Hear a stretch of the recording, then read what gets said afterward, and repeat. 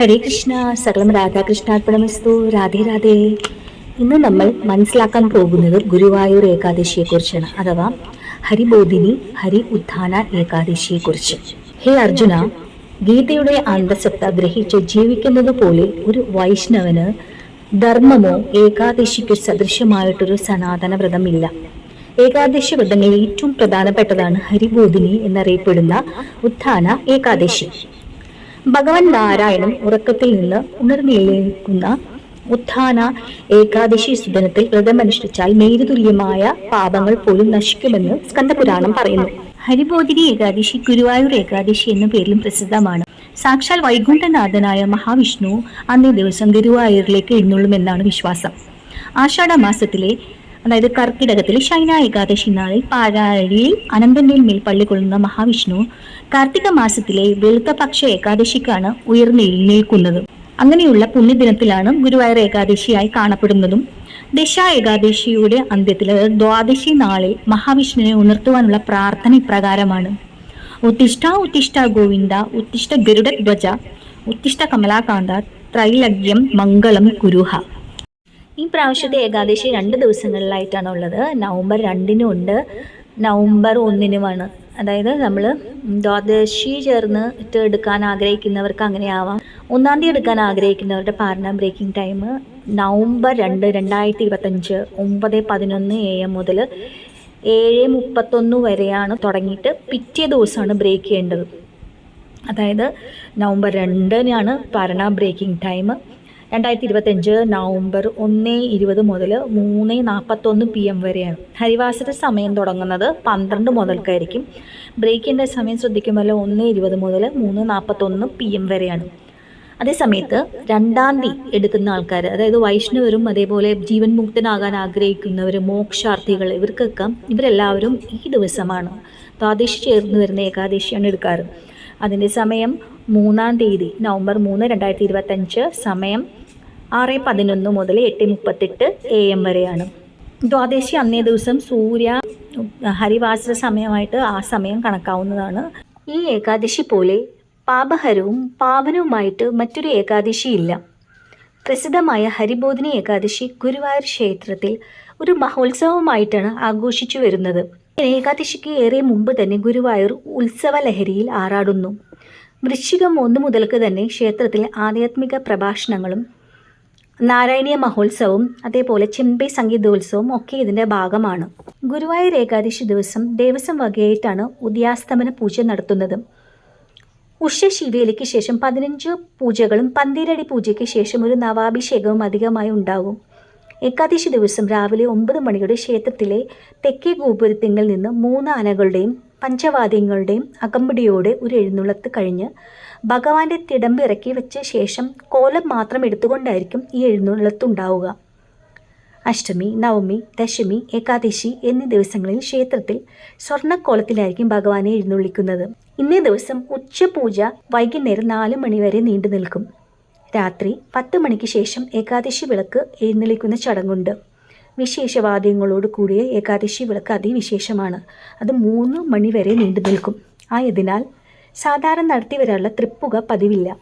ദ്വാദശി നാൾ രാവിലെ 8 മണിക്ക് നട അടച്ചാൽ വൈകുന്നേരം 4 മണിക്ക് നട തുറക്കും.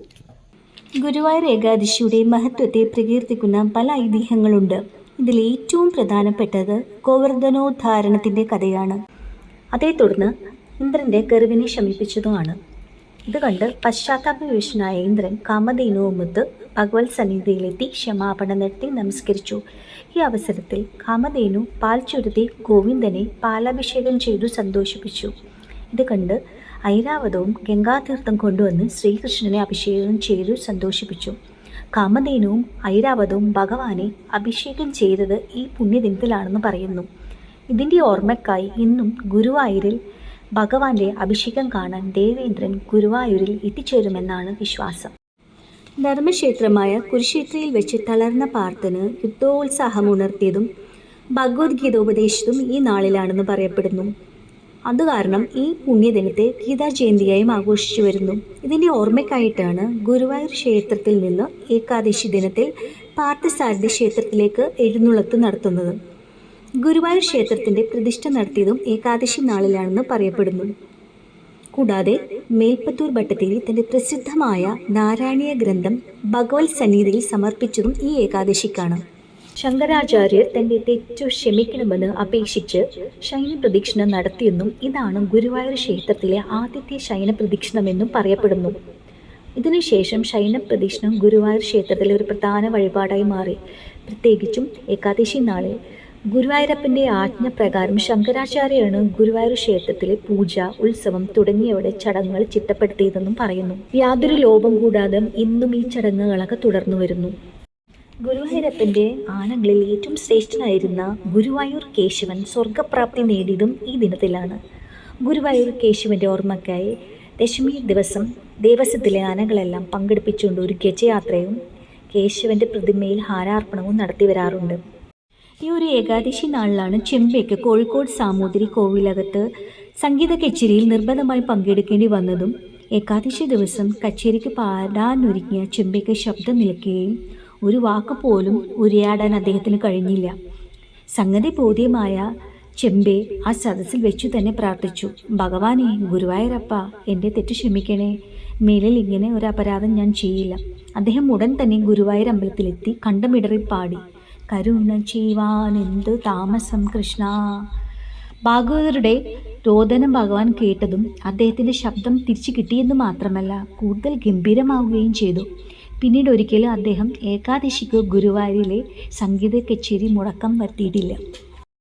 ഹരിബോധിനിയിൽ വിഷ്ണു സ്മരണകളോടെ സ്നാനജപാദികൾ ചെയ്യുക, ഹരികഥ കേൾക്കുക, പറഞ്ഞു കൊടുക്കുക, വളരെയധികം പൂക്കൾ കൊണ്ട് കർപ്പൂര ചന്ദനാദികൾ കൊണ്ടും വിഷ്ണുവിനെ പൂജിക്കുക, ശംഖിൽ വെള്ളമെടുത്ത് വിഷ്ണുവിന് അർഘ്യം നൽകുക, ഒരു നുള്ള് കുങ്കുമമെടുത്ത് തുളസിക്ക് സമർപ്പിക്കുക, തുളസിക്ക് വെള്ളമൊഴിക്കുക,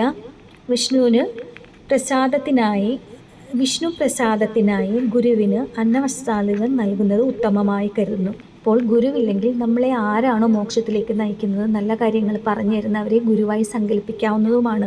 ഇവയെല്ലാം ഹരിബോധിനി ഏകാദശിയോടൊപ്പം അനുഷ്ഠിക്കേണ്ടതാണ്.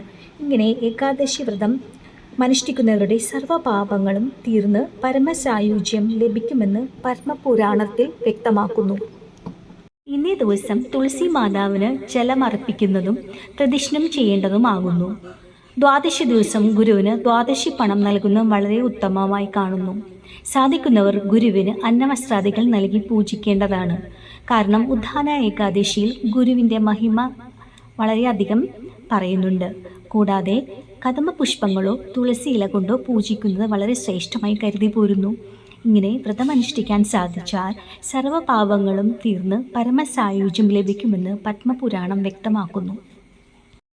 ഏകാദശിയും ദ്വാദശിയും കൂടി ചേരുന്ന നാൾ വിഷ്ണുവിൻ്റെ സാന്നിധ്യം ഭൂമിയിലുണ്ടെന്നാണല്ലോ വിശ്വസിക്കപ്പെടുന്നത്. അതുകൊണ്ട് ഈ ഉദ്ധാന ഏകാദശിയുടെ ഹരിവരാസന സമയം വരുന്നത് ഏകാദശിയും ദ്വാദശിയും ചേർന്ന് വരുന്ന സമയം നവംബർ 2-നാണ്. വ്രതകഥ അടുത്തൊരു വീഡിയോയിൽ പോസ്റ്റ് ചെയ്യുന്നതാണ്. ദാമോദര മാസത്തിൽ ഏവർക്കും ഉദ്ധാന ഏകാദശി എടുക്കാൻ സാധിക്കട്ടെ എന്നും എല്ലാ ഗോപീഗോപന്മാരുടെ ഹൃദയത്തിലും ഈശ്വരാനുഗ്രഹത്തിൻ്റെ പ്രകാശം പരക്കട്ടെ എന്ന് പ്രാർത്ഥിച്ചുകൊണ്ട് ഈ വീഡിയോ നിർത്തുന്നു. നന്ദി, നമസ്കാരം.